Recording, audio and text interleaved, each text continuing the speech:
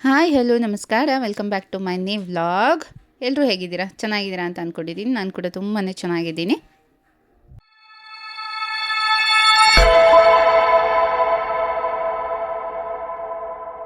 Finally ನಾವು ಮಂತ್ರಾಲಯಕ್ಕೆ reach ಆದ್ವಿ. ಸೊ ನೋಡಬೇಕು ಇವಾಗ ರೂಮ್ ಸಿಗುತ್ತೋ ಇಲ್ವೋ, ಡೌಟಲ್ಲೇ ಇದ್ದೀವಿ, ನೋಡಬೇಕು.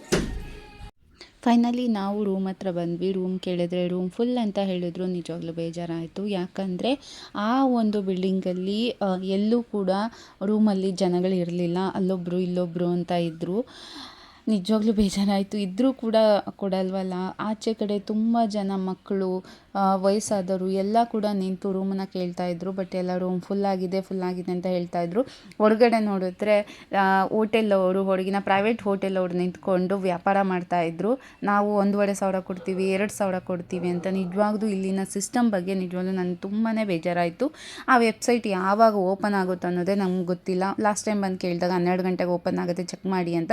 ಬಟ್ 1 ತಿಂಗಳಿಂದ ನಾನು ಆನ್ಲೈನ್ ಚೆಕ್ ಮಾಡ್ತಾ ಇದ್ದೀನಿ. ಒಂದು ರೂಮ್ ಕೂಡ ಸಿಕ್ಕಿಲ್ಲ. ರೂಮ್ ಫುಲ್ ಅಂತಲೇ ಬರ್ತಾ ಇದೆ. ಎಸ್ ಗೈಸ್, ರಾತ್ರಿ 10:30 ಆಗಿದೆ.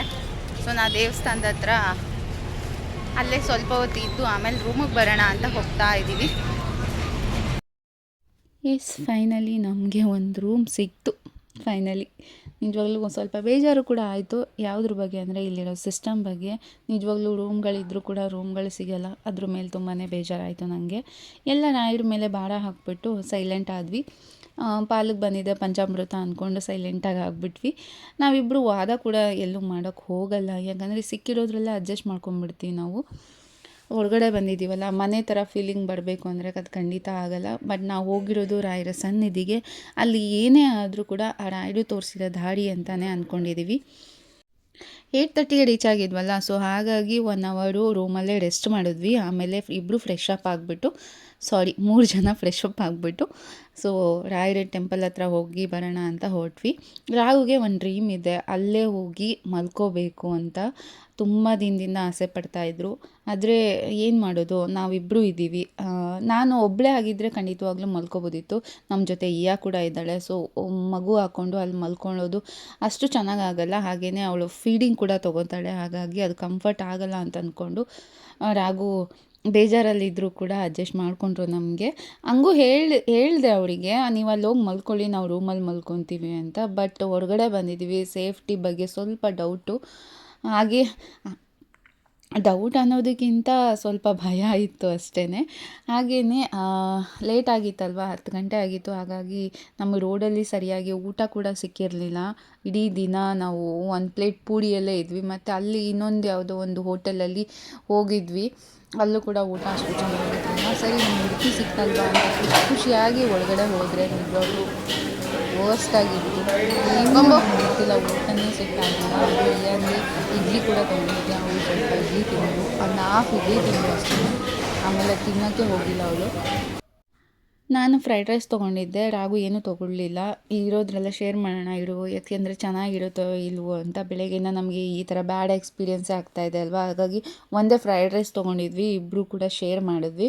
ಓಕೆ ಅಂತ ಅನ್ನಿಸ್ತು ನಮಗೆ. ನಿಜವಾಗ್ಲೂ ಇಷ್ಟನೂ ಆಗಲಿಲ್ಲ. ಎಷ್ಟೊತ್ತಿಗಪ್ಪ ಬೆಳಗಾಗುತ್ತೆ, ಎಷ್ಟೊತ್ತಿಗೆ ರಾಯರ ಪ್ರಸಾದ ಸಿಗುತ್ತೆ ಅಂತ ಅಂದ್ಕೊಂಡ್ವಿ. ಯಾಕಂದರೆ ಅವಾಗಲಾದರೂ ಹೊಟ್ಟೆ ತುಂಬ ಊಟ ಮಾಡ್ಬೋದಲ್ವ. ಸೊ ಹಾಗಾಗಿ ಆಮೇಲೆ ಊಟ ಮುಗಿಸ್ಕೊಂಡು ಸೊ ನಾವು ರಾಯರು ಟೆಂಪಲ್ ಹತ್ರ ಬಂದ್ವಿ. ನಿಜವಾಗ್ಲೂ ಖುಷಿಯಾಯಿತು. ಯಾಕಂದರೆ ಅಷ್ಟೊಂದು ಜನ ಇರಲಿಲ್ಲ.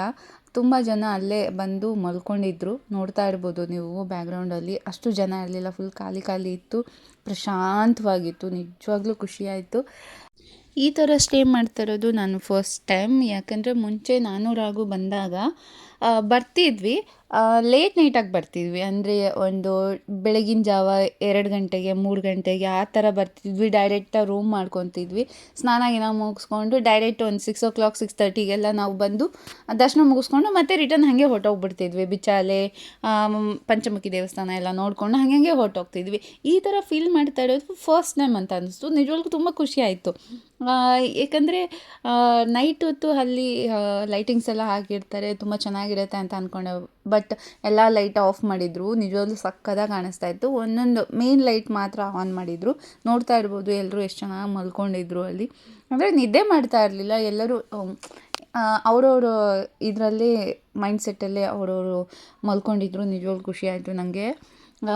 ಈಯಾ ಅಂತೂ ಸಿಕ್ಕಾಪಟ್ಟೆ ಆಟ ಆಡಿದ್ಲು, ಯಾಕಂದರೆ ಕಾರಲ್ಲಿ ಜರ್ನಿ ಮಾಡ್ಕೊಂಡು ಬಂದ್ವಲ್ವ, ಅವಳಿಗೆ ಒಂಥರ ಕಟ್ ಹಾಕ್ದಂಗೆ ಫೀಲ್ ಆಗ್ತಾಯಿತ್ತು. ಬಟ್ ಅಲ್ಲೆಲ್ಲ ಜನಗಳೆಲ್ಲ ನೋಡಿದ ತಕ್ಷಣವೇ ಅವಳು ಫುಲ್ ಆ್ಯಕ್ಟಿವ್ ಆಗಿದ್ಲು. ನೋಡಿ ಹೆಂಗೆ ಆಡ್ತಾ ಇದ್ಲು ಅಂದರೆ ನಿಜವಾಗ್ಲೂ ನಂಗೆ ತುಂಬ ಖುಷಿ ಆಗ್ತಾಯಿತ್ತು. ನೋಡಿ ಅವಳೇ ಸುಮಾರು 2 ಕಿಲೋಮೀಟ್ರಷ್ಟು ನಡೆದಿದ್ದಾಳೆ. ಅಂದರೆ ಅಲ್ಲೇ ಓಡಾಡಿ ಓಡಾಡಿ ಓಡಾಡಿ ಸುಸ್ತಾಗಿ ನಿಜವಾಗ್ಲೂ ಮಲ್ಕೊಂಡ್ಬಿಟ್ಲು ಅವಳು. ಅವಳು ಮಲ್ಕೊಂಡ್ಮೇಲೆ ನಾವು ರೂಮ್ಗೆ ಹೋಗಿದ್ದು. ನೋಡಿ ಹೇಗೆ ಆಡ್ತಾ ಇದ್ದಾಳೆ.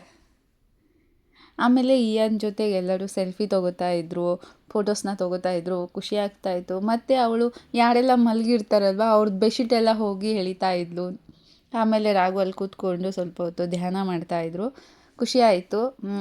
ಅವಳಿಗೇನೋ ಒಂದು ಫೀಲ್ ಇದೆ, ಅಲ್ಲೋಗಿ ಮಲ್ಕೋಬೇಕು, ಇಡೀ ದಿನ ಅಲ್ಲೇ ಇರಬೇಕು ಅನ್ನೋದು ಅವ್ಳ ಡ್ರೀಮು. ಅದಕ್ಕೋಸ್ಕರ ಅವಳಿಗೆ ಬೇಜಾರಾಗಬಾರ್ದು ಅಂತಲೇ ನಾನು ಅಲ್ಲಿ ಕರ್ಕೊಂಡು ಹೋದೆ. ಅವಳಿಗೂ ಖುಷಿ ಆಯಿತು, ಯಾಕಂದರೆ ಹೆಂಡತಿ ಮಕ್ಕಳ ಜೊತೆ ಬರೋದೇ ಒಂದು ಖುಷಿ ಅಲ್ವಾ.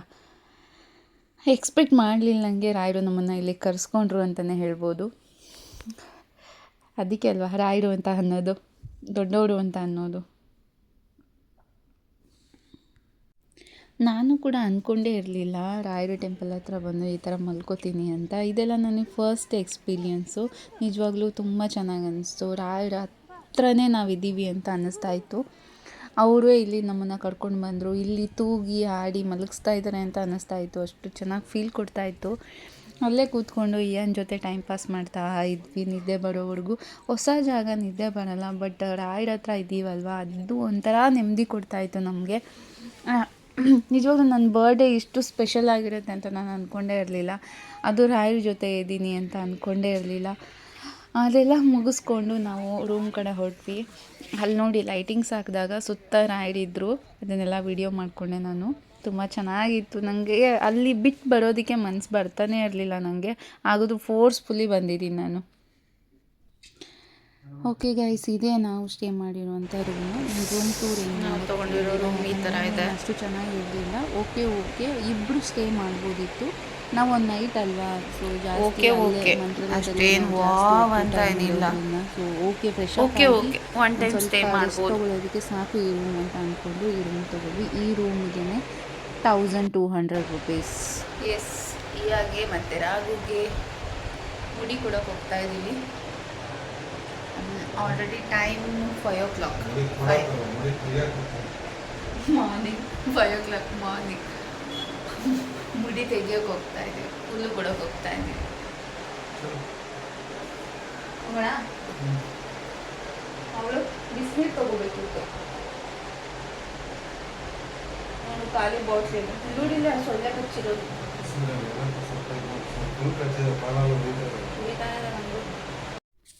ಎಸ್ ಗೈಸ್, ಹಾಗೆ ರಾಘುಗೆ ಮುಡಿ ಕೊಡಬೇಕಾಗಿತ್ತು. ಸೊ ನಾನು ಅಡಿಕೆ ಹೊತ್ಕೊಂಡಿದ್ದೆ, ಯಾಕಂದರೆ 3 ಸತಿ ಹಂಗೆ ಕೂದಲು ಕೊಡಬೇಕು. ಹಾಗಾಗಿ ಫಸ್ಟ್ ಟೈಮ್ ಚಾಮುಂಡೇಶ್ವರಿ ಟೆಂಪಲಲ್ಲಿ ಕೊಟ್ಟಿದ್ದೆ, ಈಗ ಸೆಕೆಂಡ್ ಟೈಮ್ ರಾಯರಿಗೆ ಕೊಡ್ತಾಯಿದ್ದೀನಿ. ಹಾಗೆ ಥರ್ಡ್ ಟೈಮ್ ಬಂದುಬಿಟ್ಟು ಧರ್ಮಸ್ಥಳ ಕೊಡಬೇಕು ಅಂತ ಅಂದ್ಕೊಂಡಿದ್ದೀನಿ.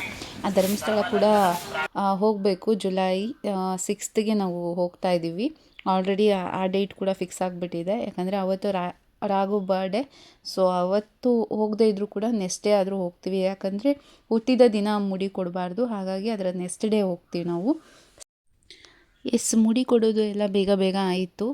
ಫಸ್ಟ್ ನಾವೇ ನಿಂತ್ಕೊಂಡಿದ್ವಿ, ಹಾಗಾಗಿ ನಮಗೆ ಇಬ್ಬರದು ಕೂಡ ಬೇಗ ಆಯಿತು. ಬಟ್ ತುಂಬಾ ಹೆದರ್ಕೊಂಡಿದ್ಲು, ಯಾಕಂದರೆ ಮಲ್ಕೊಂಡಿದ್ಲು. ಸಡನ್ನಾಗಿ ಕಣ್ಣು ಬಿಟ್ಟಾಗ ಸುತ್ತ ಜನಗಳಿದ್ದಾಗ ಅವ್ಳು ಫುಲ್ ಹೆದರ್ಕೊಂಡ್ಬಿಟ್ಟಿದ್ಲು. ನಂಗೆ ಫುಲ್ ಅಳು ಬರ್ತಾಯಿತ್ತು. ಬಟ್ ಏನೂ ಮಾಡೋಕ್ಕಾಗಲ್ಲ, ಮಕ್ಕಳಲ್ವ, ಅಡ್ಜಸ್ಟ್ ಮಾಡ್ಕೊಳ್ಳೇಬೇಕು. ನೋಡಿ ಅಲ್ಲಿ ಮುಡಿ ಕೊಟ್ಟಿದ್ದಾಳೆ, ಫುಲ್ ಅಳ್ತಾ ಇದ್ಲ. ನಂಗೆ ಭಯ ಅಂತ, ಅದಕ್ಕೆ ಹೇಳಿದ್ದು ನಾನು ತಿರ್ಸ್ತೀನಿ, ನೀವು ತಿರ್ಸೋಕೆ ಹೋಗ್ಬೇಡಿ ಅಂತ. ಫುಲ್ ಎದ್ರುಕೊಂಡ್ಬಿಟ್ಲ, ಕತ್ತುಗೋಸ್ಕರನೇ ಅವಳು ಇದಾಗಿದ್ದು. ಎಸ್ ಗೈಸ್, ಆಲ್ರೆಡಿ 6 ಗಂಟೆ ಆಗಿತ್ತು, ಹಾಗಾಗಿ ದರ್ಶನ ಕೂಡ ಇನ್ನೇನು ಶುರುವಾಗುತ್ತೆ. ಸೊ ಬೇಗ ರೆಡಿಯಾಗಿ ದರ್ಶನಕ್ಕೆ ಹೋಗೋಣ ಅಂತ ಅಂದ್ಕೊಂಡ್ವಿ. ಟೈಮ್ ಆಗಿರೋದ್ರಿಂದ ಈ ಒಂದು ವಿಡಿಯೋನ ನಾನು ಇಲ್ಲಿಗೆ ಎಂಡ್ ಮಾಡ್ತಿದ್ದೀನಿ ಗೈಸ್. ಕೀಪ್ ವಾಚಿಂಗ್, ಆಯಿತಾ. ಆದಷ್ಟು ಬೇಗ ದರ್ಶನದ ವಿಡಿಯೋ ಕೂಡ ನಾನು ಅಪ್ಲೋಡ್ ಮಾಡ್ತೀನಿ. ಸೊ ಇನ್ನೂ ಯಾರು ನನ್ನ ಚಾನಲನ್ನು ಸಬ್ಸ್ಕ್ರೈಬ್ ಮಾಡ್ಕೊಂಡಿಲ್ಲ, ಪ್ಲೀಸ್ ಸಬ್ಸ್ಕ್ರೈಬ್ ಮಾಡ್ಕೊಳ್ಳಿ. Take care guys, love you all, bye.